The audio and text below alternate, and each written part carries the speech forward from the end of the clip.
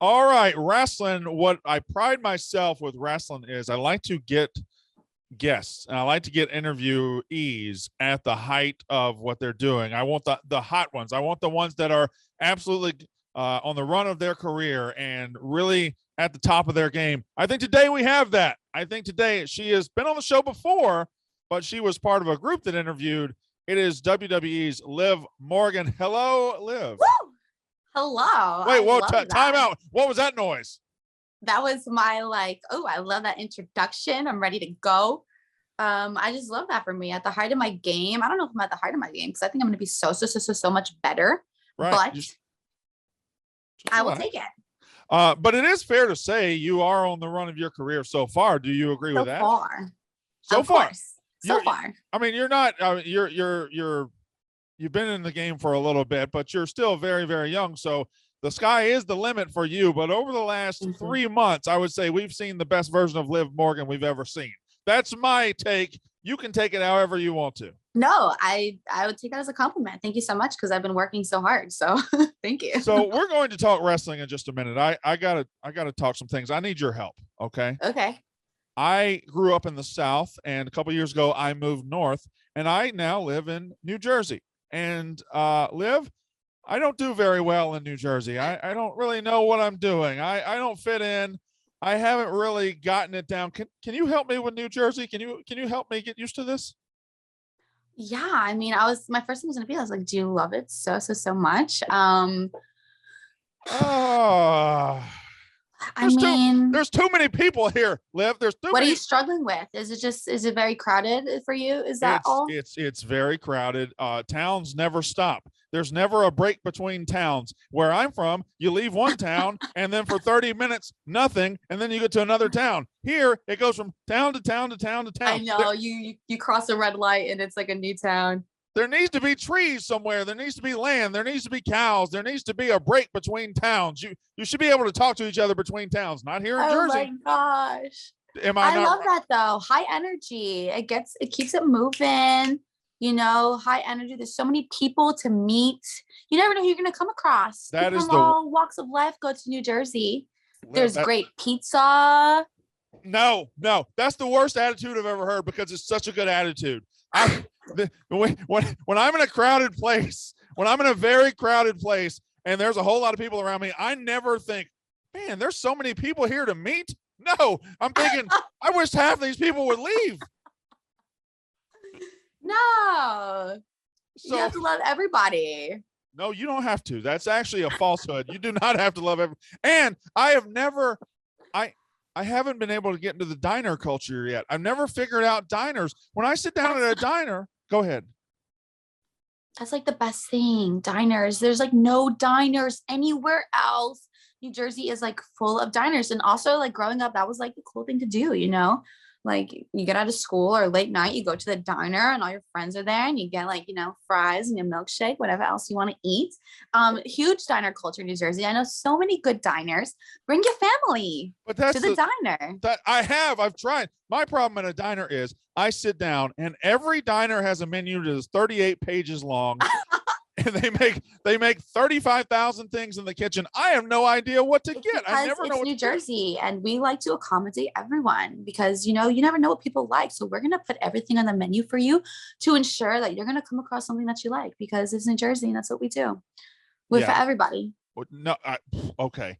What's your best diner order when you go to a diner? If you went to a diner right now for lunch, what would you order? You know. I'd probably order like buffalo chicken tenders. Buffalo chicken. What? No, nothing. It's fine. Buffalo chicken tenders. I'd get a water. I'd get a Coke. I'd get some fries. Honestly, I order a little bit of everything because I like to taste test and I like to just dabble a little bit. You know, I might get some potato salad. You're from the South. You must like potato salad. Okay, that's profiling, and profiling is wrong. But and that's an aggressive lunch order. That's too much lunch. Oh, I all my food orders are super duper aggressive. I like variety. Variety is the spice of life. So I have to get a couple. So you travel you travel the country, you travel the world, and you haven't been able to find a diner anywhere. I mean, the IHOPs are good. I like a good IHOP. I don't really like IHOP. I don't like breakfast. And I know IHOP has like lunch, but breakfast is their specialty. And I don't like pancakes. I don't like waffles. I mean, I like both those things, but in a dessert version. I don't like them, like standard to eat a healthy breakfast. I don't like eggs. I don't like sausage. I don't like bacon. I like cereal. I don't like Can I just be bagels. can I be honest with you? Can I be honest with you? Yeah. I hated every word that came out of your mouth just now. Oh my gosh, because you love breakfast, don't you? I love breakfast, but I don't like eating breakfast in the morning. I don't know why in this country we have segmented food. We take food off our plate. We decide, oh, well, this is bacon, eggs, and sausage. We can only have that in the morning. No, bacon, eggs, and sausage is delicious all the time. I don't know why we put food in categories to where we can't eat them. You don't need to listen. You can do whatever you want. I'm not like you. I think you're a free spirit that can go out and live life and just have this beautiful world and want to meet everybody. I hate most people, okay? And I can't. I live life by the rules. I'm a coward, I guess. Well, no, it's okay. You play it safe, and we need people like that. So back to you. What an insult that was. Okay, back to you, because this is an interview about you and your skyrocketing career. You just had, and I think this is fair to say as well, your biggest match of your career at day one when you wrestled Becky Lynch on a Premier Live event. And thank you. I check cleared. Anyway, so you guys, did I get it right? Is it Premier Live event? It is, right? Premier Live event? Okay. Super show. So yeah, sure. Day one was in Atlanta, and you wrestled for the championship there against Becky Lynch, and I thought it was a very good match. Take me through the lead up to that, because you knew it was going to be the biggest match of your career going in, and 100%. You had to deliver. Do you feel like you came through? I do. I definitely feel like I delivered. It's crazy. I feel like my last two matches, the main event on Raw, that felt like the biggest match of my career. Sure. It was the 17-year anniversary of the Trish and Lita historic main event, the first ever female main event for the women's title. And we got to kind of mimic that. I got texted by Trish Stratus, which was such an insane moment for me because, of course, I grew up idolizing her. She's considered like the biggest, most popular female wrestler of all time, so that felt like super huge to me. And I was like, man, this is, I don't know if I'll ever have a moment like this again. And then fast forward a couple weeks later, here I am opening the first ever pay-per-view of the new year. And not only the first ever pay-per-view of the new year, it was the first ever pay-per-view of its kind. Day one is, it's the first time we're doing this. And we were the only women's match on the card, and it was for the title. And so I just knew I had to deliver. I knew I had to deliver. I had to bring my A game. And so I feel like I did that. I feel super satisfied, which I never do. I never feel satisfied or like I did good enough. And I know that sounds very negative. I don't mean it in that way, but I watched the match back and I loved it more watching it back than I even did in the moment, which that is super rare for me. So that's how I know like I did a good job. That spinning move out of the corner thing, that was crazy. Was that in the moment, or you were waiting to work that in? First time I ever did that in my entire life. Okay, that shit was wild. That was crazy. Thank you so much. It was the first time I ever did it in my entire life. I was so happy that I pulled it off. I was like, woo! I looked at her up there and I was like, all right, let's try to nail this. And then as soon as my feet planted, I was like, got him. Then I heard the crowd and I was like, yes. So what did you learn from that match with Becky Lynch in that environment? What did it teach you about the business, about yourself, about whatever? I mean, I think the biggest thing I learned is that Becky's going to cheat no matter what. Yeah. I don't know if you noticed, but she poked my eyes in the finish. Right. When I went to my finish, got me. And so I learned that no matter what, Becky is dastardly and she's always going to cheat to win. And that was my mistake. I don't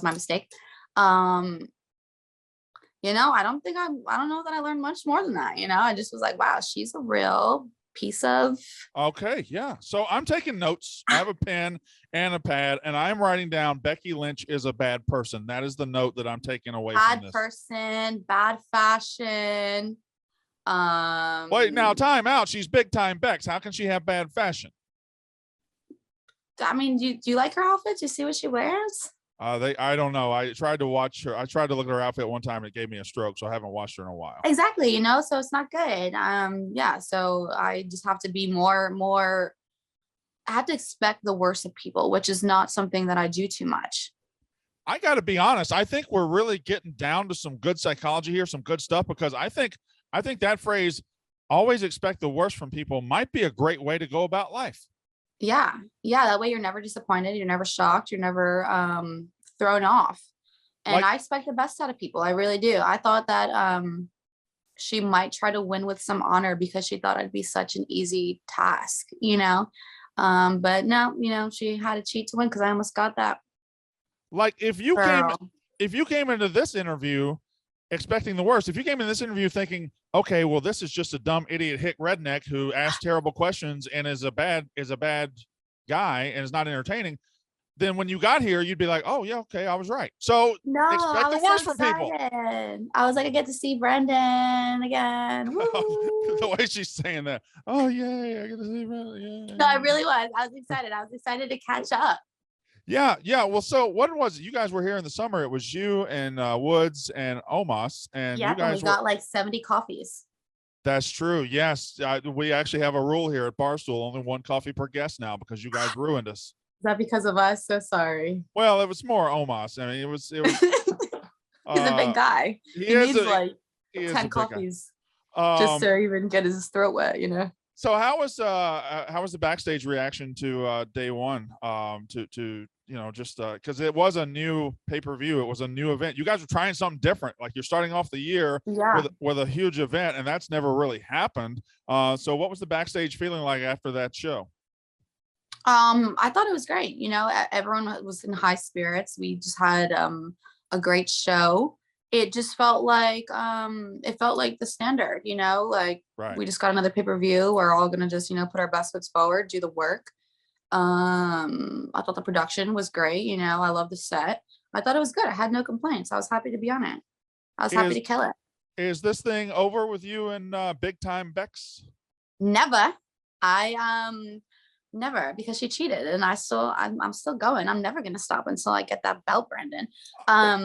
No, actually, this Monday we have a number one contender triple threat match.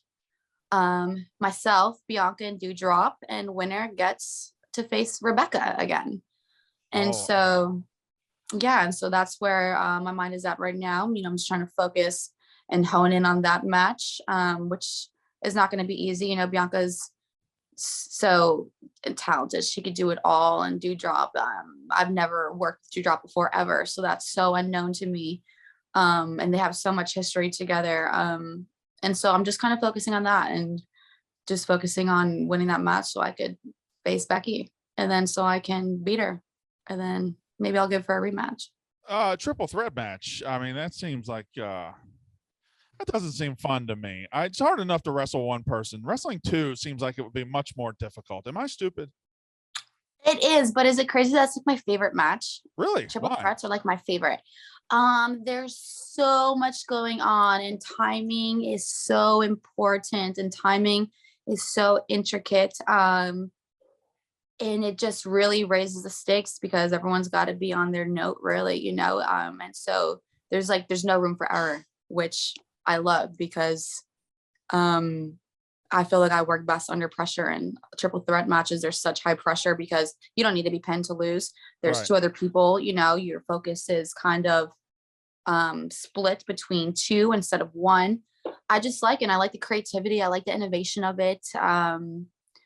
You could do a lot of cool things with, three bodies. And so I appreciate like the art. Yeah. Okay. I appreciate the art. I appreciate the art of it. Can you hold up your left hand again? You hold up. What's you've got a ring on every finger. I do. Okay. So there's a lot going on there. Yeah. It's like a weird thing, and I don't really want to tell you because you're going to make fun of me, but, well, I like rings in general, but like my rings, they make me feel like super powerful for some reason. And so when I don't have them on, I feel less powerful. And I'm like, I need my rings back on. Oh, Is that okay. weird?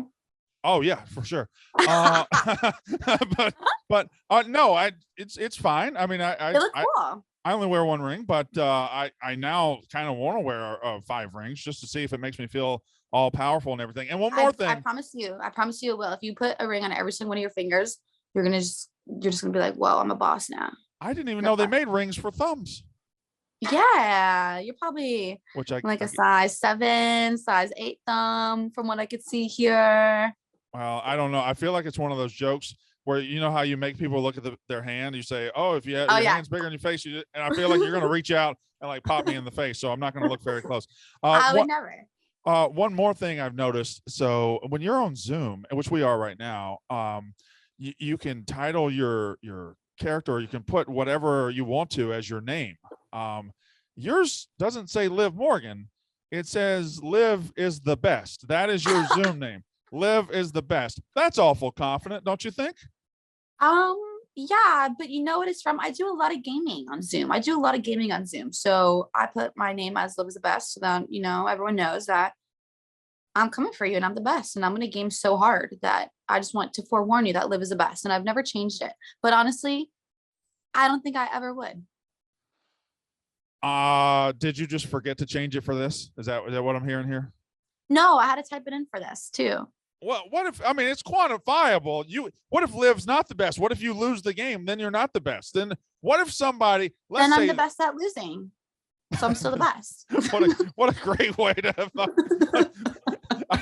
Either way, I'm gonna be the best at something. So if I lost, I'm gonna be the best loser. I'm just picturing like a fighter or a wrestler just after a match and just gotten pinned and just got powerbombed like 3 times and is sprawled out like, hey, how you doing? Well, I'm clearly the best at losing in this match. So yeah, good for me. We're gonna turn everything into a positive. I like to turn everything into a negative, but we lead different lives. So we are at the precipice of, and I don't know if performers look at it like this. I don't know if WWE looks at it like this. I don't know if the administration looks at it like this. But to me, when you start January, that means the Royal Rumble is coming up, and the Royal Rumble means WrestleMania is coming up. Like I view right now towards the end of Mania as like the best season of wrestling. That's how I view it as a fan. Is that common within the industry, or do you guys just kind of view it as okay? All right. Like right around this time, we know like we're on the road to WrestleMania. We know everything that happens now is going to be built for WrestleMania, which is obviously the biggest show of the whole entire year. So yeah, it's like game's on, and like WrestleMania is kind of like our little wrestling new year. Like, I know the new year just passed, but in wrestling world, it's not really the new year until after WrestleMania. That's like the restart. Yeah, no, it really is. And I just love because it's always just been so perfectly built up. You got the Rumble, which is a gigantic event into itself. And then you got WrestleMania. It happens in the spring. Like WrestleMania happens in the spring. It's just, I don't know. It's just my favorite time of the year. It's fantastic. Yeah, me too. Let's say right now I could give you the power to create whatever you want to create. Okay. Okay. I want Liv Morgan to craft her ideal WrestleMania moment. Her ideal WrestleMania moment. If Liv Morgan could plan it out, what would she plan? What would be your ideal moment on the grandest stage of them all? I feel like this is a hard question because I feel like I want to say that my ideal situation is that I win my first ever title on the grandest stage of them all, WrestleMania. But in my mind, I'm like, I'm going into this triple threat match for number 1 contendership for a title match at the Royal Rumble, so I'm like, I've got to walk into this match thinking I'm going to win so that I can go into Royal Rumble and win. And if I do win, then that kind of changes the stakes of my dream WrestleMania scenario. But I'd also love to be a defending champion at WrestleMania. So I think those are my 2 ideal scenarios. I either win the title off of Becky at WrestleMania, my first ever title on the grandest stage of them all, which kind of is such a cool like culmination of, this journey that I've had of trying and losing and trying and losing and trying and losing and trying and losing and finally getting the big one when it means the most. But I kind of want to think bigger than that. And so I would like to go into WrestleMania champ, and maybe Becky wants a rematch if I didn't give her one already, you know, but those are my two dream scenarios. I'm either going to be champ or I'm going to be defending champ and win, and just have the best WrestleMania ever because That's I'm a cool. champ. That's cool. I'll and if Will you that allow it? Was that okay? that would be fantastic. It'd be great. And like, you know, when I asked about the WrestleMania moment and everything, you know, the fact that you have a chance to win the title of the Royal Rumble supersedes all, right? So like, Yeah. if you're of one mind and one focus and you want to get the title, then that's what comes first. I'll tell you my dream WrestleMania scenario. It's outdoors. It's a 200,000 seat stadium. There's a 4-way match for the title. It's between The Rock, Stone Cold Steve Austin, The Undertaker, and Triple H, and they're about to get started, and then a blimp flies over the stadium. It's an open air stadium, and the blimp has my face on it, and out of the mouth of my face, I parachute from the blimp down into the stadium. I land in the ring on top of all 4 guys and pin them all, and get declared the Galaxy Universal World Champion for the rest of time. Wow, yours is like way cooler than mine. Mine's a little bigger. I don't know. Mine might be planned out a little bit. You too win. I have looked into pricing blimps. I have looked into Yeah, pricing. can I switch my scenario and can I just hop out with you and I'll go halfsies? I tell you what, you can't have the whole thing, but you can have the blimp idea if you'd like it. But just imagine we're at a big open air arena, and then a blimp with your face on it shows up. Like, that's huge. And then you parachute out of it. Would you parachute? Would you skydive? I've skydived before, so I would do it again. You're so much cooler than I am. No, I think you should try skydiving. It's really peaceful. It's not like what I feel like people seem it is. Yeah. Yeah. I mean, when you jump and you're just falling in the air, it's just so peaceful because I don't know why it's so peaceful actually, but it's really peaceful. Are you insane? How can falling at 200 miles an hour without a parachute, or well, you have a parachute, you know it's I have there. a parachute. Well, that's true. But how can free falling, how can that be peaceful? I guess just because the moments before the jump, you are making a decision like, right, am I going to be okay with however this ends up? And then so when you jump, you're just kind of just like, well, let's see what happens. And with that, just comes like such an overwhelming peace just because you're ready for whatever. I think you might be built different from me. Because I feel like if I jumped out of the plane, my entire fall down would just be an internal scream. Just no, I think you'd enjoy it. And when I pull this and it goes, just a little relaxation before I start. That hurts though. That's the worst part. When it jerks you out? Yeah, because it just jolts you. You know, it just comes so fast. You're just like, ugh! It hurts. That was a noise you made. So it was. Your character has gone through several evolutions in its time. I am. So your character has gone through several evolutions. Have we gotten to where you're exactly comfortable with it, or will you continue tinkering along the way? How do you feel that's going to play out? I feel it's going to continue to evolve along the way. I don't know that I'll ever be a finished product. I feel like I change my mind all the time. I'm just always trying to do what I feel like is true to myself and authentic to myself. And with that, I'm feeling different every single day. I don't know. I think it's just always going to be a work in progress, an evolution and a journey. And I don't know that I ever want to be a finished product because that means that there's no more growth. You know, I think I'll always be just learning along the way and adjusting, and hopefully, you know, the fans, they stick with me and they enjoy the journey with me. It's been crazy so far. Yeah, no, it really has. And you couldn't even decide what color shirt to wear today. You just wore them all. I know. I'm the worst at making decisions. I can't decide. I want 17 meals so I can try them all.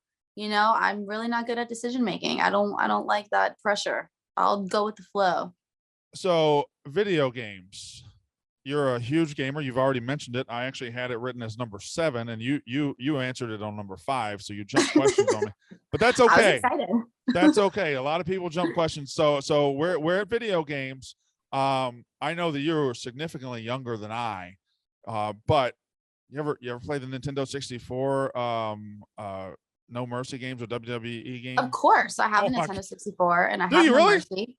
Yeah, No Mercy is my favorite wrestling video game of all time. Now we're talking. Now we're talking video let's talk games. about it. Yeah, I love No Mercy. I loved all the WCW NWO games on there. And then I was like, man, I wish one day WWE would have a great game like this on N64. And here comes No Mercy. They had good games, but then No Mercy just blew everything outside of the No water. Mercy beats everything still to this day. I mean, there's so many elements of that game that you can't do. I mean, aside from like there's no like GM motor, but you could change attires, you could have intergender matches. When you do story mode, you could pick anyone, there's a lot of like limitations on the games nowadays. No Mercy was so cool. You could bleed. Right. Yeah. Do you ever wonder what you would look like with the blocky head, the blocky characters that N64 had? Yeah. I mean, I created myself a ton.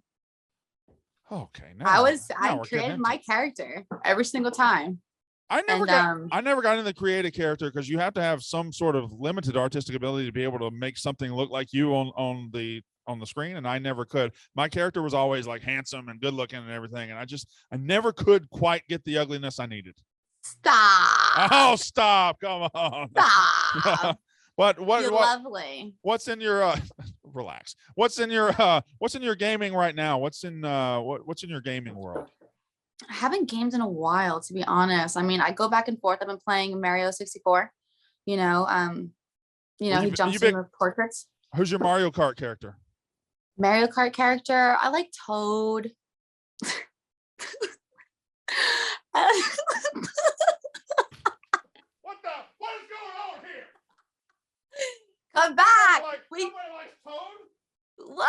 What do you mean no one likes Toad? Nobody likes Toad. People like Bowser, or they like Donkey Kong, and they like Mario. Nobody likes Toad. He's a mushroom. It's a 4-player game. If the little brother, the little kid that comes in and he wants to play, and your mom says, "Hey, make sure he plays with you. Make sure Johnny plays." That's the guy who gets Toad. Liv Morgan doesn't get Toad. Liv is the best. Toad is the best. Oh God. All right. Who do you pick? Who do I pay? What? No, Who do you pick? Who do you pick? Who do I pick? Okay, sorry. I like Bowser. I like big guys. I like Donkey Kong. I go between those. Donkey Kong was usually my guy. I like to squash people like a bug. Yeah. What's your favorite course? What's your favorite course on there? I like the stadium. I like the stadium when you're coming around. I like Rainbow Road. I like. Yeah, I bet you cheat. You always take the shortcut, don't you? Well, I work, honestly, I wish I did, but I work harder and not smarter.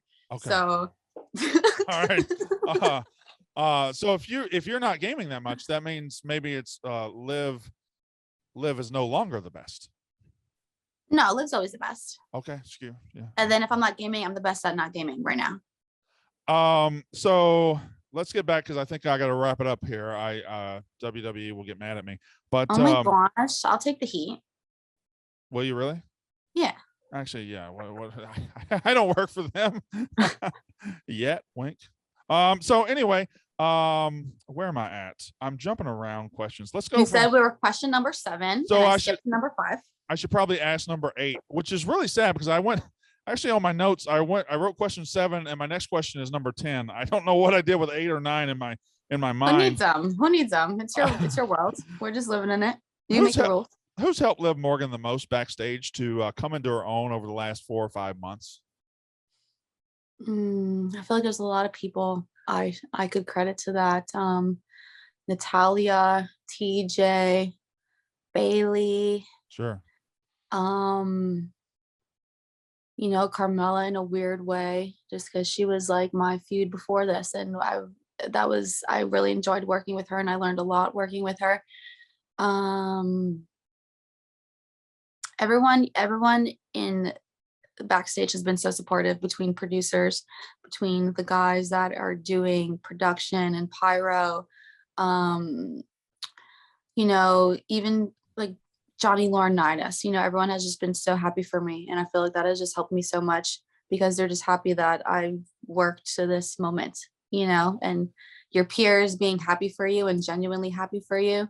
I don't know. It makes everything better, even though maybe that doesn't really matter in real life. Who cares if people are happy for me? Well, But everyone's been so great. Everyone's been really great.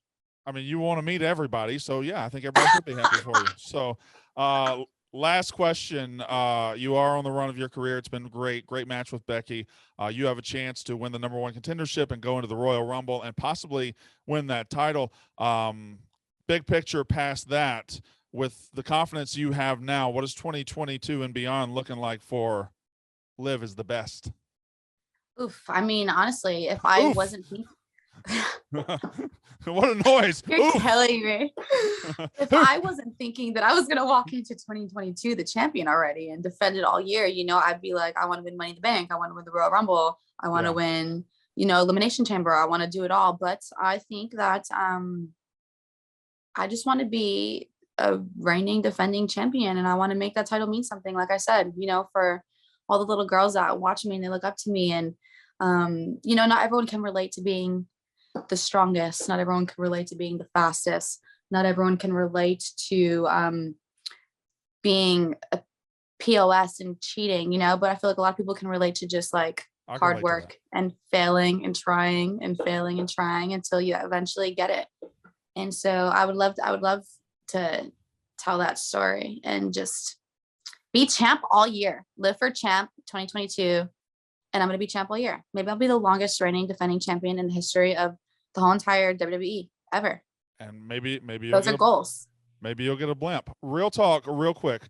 I have a 12-year-old daughter. I think I told you this when you were here. Yeah, last time. I was gonna ask you, how's she doing? She's doing great. She loves it. We came to Survivor Series. We were she went to her first ever live show in the Garden for SmackDown a couple of months ago, and it was great. It was incredible. But you are when she sits down to watch TV, you are one of the ones that makes her light up, and for that I will always be thankful. And I wish you nothing but the best in your career. Thank you very much for being here, and hopefully the next time we talk, you'll have a big shiny gold belt around your waist, your shoulder, wherever wrestlers wear them. Liv Morgan, thank you for being here. Thank you so much. I appreciate you. Thank you. Tell your daughter I said hello, please. We'll do it. That is Liv Morgan, and this has been Wrestling.